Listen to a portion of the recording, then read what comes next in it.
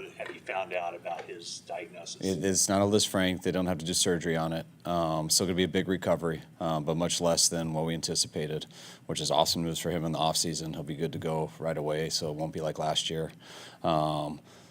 Really, I mean, there's that way outside chance, late in the playoffs or something like that, but it's just an outside chance. We're not really real optimistic about that, but they didn't rule it out.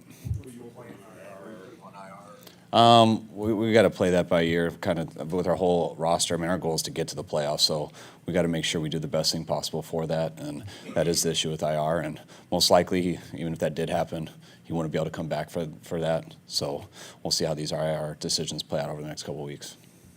So Armstead's sitting out, but today, is that just precaution? Did he come through the game? Yeah, he got through the game well. We got to be smart with him so that it doesn't act up like it did earlier in the year. But he had a successful game. His knee, is it similar to last week? Yes. Jimmy, can you confirm there's no ligament damage? Yeah, no ligament. No ligament damage. That was the good thing. And are you familiar with any bone regenerative treatment that's available for pro athletes, and do you think that would be a potential use here to speed up that process of recovery? I mean, they do a lot of that stuff. I'm not familiar with any of it, but he's going to do whatever helps. The word yesterday, I think Adam reported 7 to 8 weeks potentially. Is that what you're hearing as well? At best case scenario, I mean, not to play football 7 to 8 weeks, but to heal. Is it multiple bones that are fractured, or just one? I believe just one, but I don't dive into this as hard as you guys ask me. I know it's a serious injury that's most likely to keep him out for the year, and I know it was really good news that there was no ligament damage or anything, so he'll be fine once the broken foot heals. Did they tell you how many weeks to play football, best case? No, they don't do stuff like that. They just say how long it takes to heal, and then usually takes a little bit more after that. Shortly after Trey Lance got injured, you did an interview with Greg Pop, and he asked you what the plan was for him, and you said it's the same plan, meetings and stuff, he just wouldn't be on the field. But come December, you might get creative with things. What does that mean, and is that still a plan? I mean, we don't have to get creative because he's in all of our meetings and stuff, so I don't know why I said that, but we're creatively bringing in everything now. So. What's the biggest change for you guys now with Brock Purdy as your starter? I mean, we're trying not to make it a drastic change. I mean, they have a similar skill set. We got a lot of confidence in Brock. We've seen him in practice. Our players have, we have, and that's why we were confident in him. But, he hasn't played a ton of football. So there is some unknown out there, but we know he's got the ability to do it. We know he's got the mentality to do it, and don't like how we got to this point, but we're definitely excited about the option that we have. On Monday, you said you'd be surprised if you put a bid in for Mayfield. Reported that you did. Definitely did not put a. Yeah, we did not. And I know things could change, but are you pretty well set with at least the 1-2 quarterbacks you've got right now? Yes. Yeah, we feel good about it. What's the biggest improvement you've seen from Brock Purdy since he got here? I mean, he's just been ready at every opportunity he's gotten. He didn't get much in OTAs. Most of that went to Trey and Nate, and whenever he did, you could see what he showed you guys on Sunday. And each time we picked it up, he just showed more of that. He's very aggressive in what he does. Sometimes that can keep both teams in the game, so that's stuff that you got to work on as you play more. But that's where you want to start with it. When a guy can make some plays like he does, he gives you a chance to win. And but we got to figure out what the best way to win with him. Is that what you liked in the preseason? That aggressive way that he, operates, runs the offense. Yeah, I like when a play's there that guys aren't scared to make it. They don't hesitate. They don't take a second look at it. They let it rip, and they worry about it after. A lot of guys who just guess do that too. So you got to find out whether they're being aggressive or just if they're deciding then to do it or if they're deciding on Wednesday, and that's a big difference. So, but Brock has been very good with it. He can explain what he sees, and that's why we got a lot of confidence in him. You mentioned a number of times with Brock that you like the experience, the amount of games that he played in college. How can that experience help in terms of when do you go back and watch college games because you've seen this or that type of thing? No, I just think when you're a four-year starter in a pretty big conference, you've just been in some pressure, and you've done it a lot. You have to come in there as a freshman when you're the youngest on the team, and to be able to do that 4 years in a row, you can tell when guys have done that. They've just been under center a bunch. They understand just how to play the game. They've been in it a lot, and they've been in a lot of situations. Now he's got to see there's a huge difference in the league and stuff like that, but you can talk about a lot of things, but you can tell he's been in it, and I think that's how he knows how to play fast. How big of a challenge does he have this week going against an experienced defensive coordinator like Todd Bowles who can show him so much? He's got a huge challenge. I mean, Todd alone, but also the talent they have over there. I mean, they stop the run as good as anybody in this league. They've been doing that for a number of years. They're extremely good in their coverages because they can do anything that they want. They're good in man. They have all the blitzes. So Todd's probably going to throw everything at us, and what works, he'll keep doing it until we figure out how to do it better back. We all see the videos of Trent, some highlights of his blocks. Like every week, it seems like you got something spectacular. Do you do that with the game when you're showing it to the team? Like stop and look at what Trent's done. Yeah, I mean, we show highlights to get guys pumped up and stuff, and we also show lowlights to keep people humble and to keep people getting better. So, yeah, definitely. He had a bunch of them last Friday, which was really cool because he had a bunch when he had 4 of them last Friday. So we got on him a little bit in our run meeting, which Trent's awesome with. But it was so cool because it was kind of like the same points on some of his highlight ones where he missed that block. Not because he missed it, just choosing the wrong technique the week before, and chose the right technique about 4 times in a row on a few cutbacks, and it was really cool seeing that back to back. Practice film? Or Practice. No, it was from the New Orleans game, but we reviewed that as the week goes and tie it to our practice film and keep studying it. How does he respond in the meetings? Trent always responds good. Trent loves football. He loves to be coached.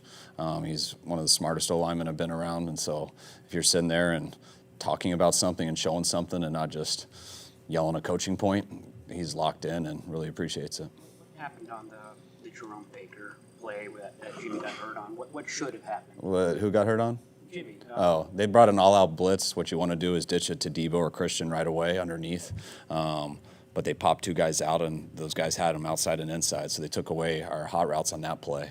And then so you take a sack is what you usually do. You'd love to throw it away and not do it, but they did it too fast, and they're on them too quick. So you take a sack, protect the ball, and Jimmy did an unbelievable job. It kind of is, that play shows kind of how Jimmy is, that he was getting sacked, about to go past the 35-yard line, and how much easier it is for us to be in front of that 35-yard line. He kept his legs going. Got Robbie the field goal, and that's how his foot got caught up. One more Trent question. How much do you find yourself calling a play? I've got the best left tackle in football, so I can call this play. Does that happen in your head sometimes? Not really. I mean, sometimes, like, we're going to get this guy out on the edge, but Buddha's out there, and Buddha will make everyone look silly. Our guy has a chance for him not to make him look silly. Doesn't mean he won't. So maybe like that every once in a while, but you don't usually know where the ball's going, especially, I mean, there's 5 of them there.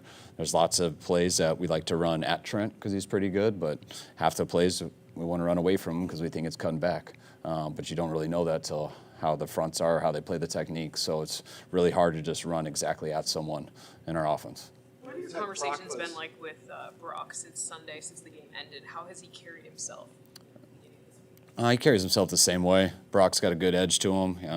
He's quiet, but I think he's more respectful, just being the younger guy in the room and stuff. But you can tell how like the rookies gravitate to him. I mean, he's got good command over them. Our scout team, from Fred and all those guys, they love him. He's aggressive over there. He's not shy in anything he does, but he's fit in with our team well, and he's understood his role, and now it's gotten a lot bigger.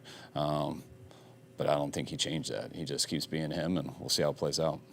What's he been doing like the past 2.5 days in terms of preparation? He said his preparation had him ready for last Sunday. So, I mean, how has he dove in this week? I mean, he was there the whole time, and I think that's what guys do. They're like, I've been preparing to start, and now I'm starting, so what else more do I have to do? And I tried to tell him just to calm down. Let us do that part. You just keep reacting in there and playing fast and having a clear mind and being ready to be aggressive. And I thought that's what he did great on Sunday. So he's in a different role, so he knows exactly what to expect, but he doesn't have to change much. I mean, he had to prepare a ton. It's real hard to do that week in and week out because that takes so much effort. I couldn't imagine studying all week for a test and then not being allowed to take the test.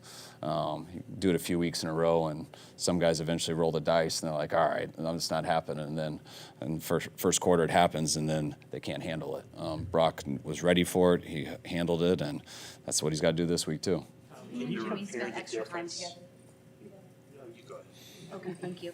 Have he and Jimmy spent any extra time together this week just to prepare and Jimmy to get him even more ready? Did him and Jimmy? No, Jimmy I think will come around, be in some of the meetings, but he saw how Jimmy did it and what we all gravitated to help Jimmy get ready for Sunday, and now it's his role, which he'll do it his own way. He'll do it a little bit differently. He gets to see how Jimmy does his process, though, and now we got to start adjusting to figuring out what's the best stuff that helps Brock throughout the week. You compare the difference, the process, you and the coaching staff going from Trey to Jimmy and now from Jimmy to Brock. I think it was a little bit bigger from Trey to Jimmy, just in terms of the running element that Trey had, just how we looked at a game plan, how we positioned all the formations and stuff to kind of keep him always as a threat as a runner. Jimmy and Brock aren't necessarily running threats, so you don't sit there and design stuff like that, but they're definitely both mobile enough to make plays with their legs. Tom Brady's playing right now. What do you see from him, and how is he able to do it at age 45 to still be playing at this level? Because Tom, he plays the position better than anyone ever, and he's definitely the GOAT from what I've ever seen, but I don't say that just because he's won Super Bowls, it's because of how he plays the position. The ball always goes to the right spot, and that answer is based off of 1,000 different things. That could be matchups, it could be the coverage, it could be based off of down and distance, the time in the game, how the defense is playing. If you just watch him throughout his whole life, and you see him make a decision, then you see him make a different decision in the second quarter. You see it like he just has command of the game and knows how to win it and what it takes, whatever that is. He's kind of flawless in his technique, how he gets everyone the ball, and he's done that his whole career. But his throwing mechanics, they only get better each year. So I feel like his arm's stronger now than it was 10 years ago, and his legs move just as good as they did 10 years ago. They weren't great then, but he's extremely efficient and quick in the pocket and knows where to look and knows where to get the ball to, and he's still the best to play. There were a few plays where, especially it looked like Christian had some choice routes that Brock read really well and had a feel for where he was going to go or sit down. What was your impression of his feel for those types of things and his anticipation? It was good.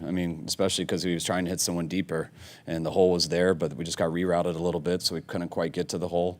And a lot of times when the hole's there, guys will just throw it, and they'll sail over and go to a cover 2 safety, and he was able to wait on it as long as he could, and then he moved the backer and then got it right to Christian. And just a play like that's huge. It's a 2nd and 8 check down, but because of the way you look with your eyes, the timing, how you get there, it's a 9-yard gain instead of a 4-yard gain. And you have plays like that, you never have to see 3rd down, and those are, to me, usually the biggest plays in the game that no one really accounts for. We had another one of those fourth quarter comebacks on Monday night. Can you prepare for him and what he's able to do? You just got to realize that I think 8 of their 12 games have been decided on the last play. On the last drive of the game. I don't care what happens. Brady never stops playing quarterback. He's efficient at every single time. If they're down that much, he's going to start being more aggressive, but it's never stupid. And they also have a defense that is built to make you struggle. You're going to have times, hopefully, where you can go on that defense, but you're going to hit lulls, just like New Orleans did. And New Orleans had a couple chances to finish it. They came up just a little bit short. And when that happens versus Tom, that's why he's done it more than anyone. We reportedly examined everyone. Brady's throws from 2019. Probably wasn't the best season of his career with the Patriots. Are you surprised, based on what you saw then, that what he's done since then and that he's still playing? I'd like to say, of course not, but I think everyone's since then, you're wondering when is the number too high. So, but now, like, when you watch him, that first week in Tampa, you're like, what the hell was anyone ever thinking? The dude looks the exact same. He did that year. He does when he comes off injuries, and I think he's playing as good now and throwing the ball as well now as I've seen anybody ever do it. All right, thanks, guys.